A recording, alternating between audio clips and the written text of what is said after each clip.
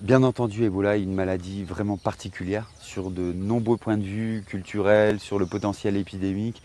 Mais il est vrai qu'une particularité, c'est vraiment que sur le plan humain, c'est une maladie qui demande beaucoup sur le plan émotionnel. Je travaille avec Médecins sans frontières, ici, dans la ville de Mandjina, au centre de prise en charge de la maladie Ebola, en province du Nord Kivu, en République démocratique du Congo.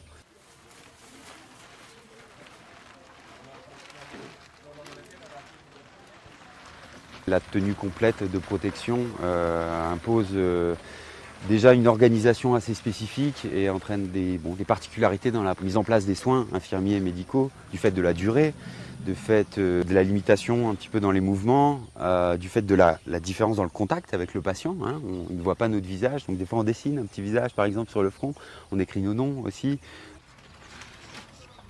Du fait que tout le personnel est potentiellement exposé au quotidien à la maladie, il y a une politique qui fait que tout le personnel ne se touche pas durant toute la durée de la mission. On ne partage aucun verre, aucun ustensile de cuisine et on ne peut pas se toucher, ni même se serrer la main, se faire la bise. Sauf à un moment, c'est le moment où justement on est en train de mettre cette tenue et où là, d'un coup, deux personnes se retrouvent complètement protégées et non contaminées vu qu'ils ne sont pas rentrés encore dans la zone. Et c'est le moment où effectivement on peut se faire un petit câlin, se serrer la main. Et ouais, j'avoue que c'est un petit moment de la mission qui change. Ouais. Ah oui, écoute, viens ici.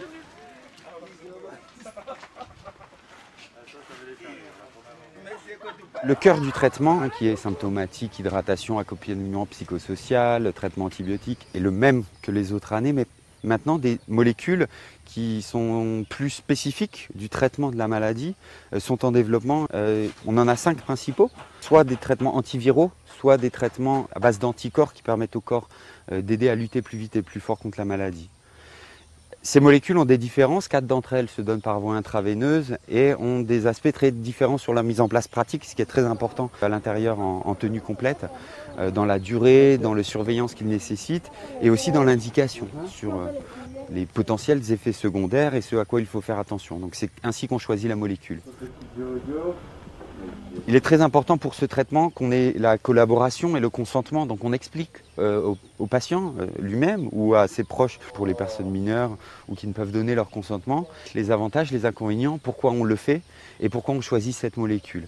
Une maladie qui demande beaucoup sur le plan émotionnel, notamment du fait de la chronologie de la maladie. Malheureusement, dès le début de la prise en charge, on arrive à identifier qui et quand potentiellement aura des complications qui pourront être vraiment sévères et malheureusement dans certains cas mortelles.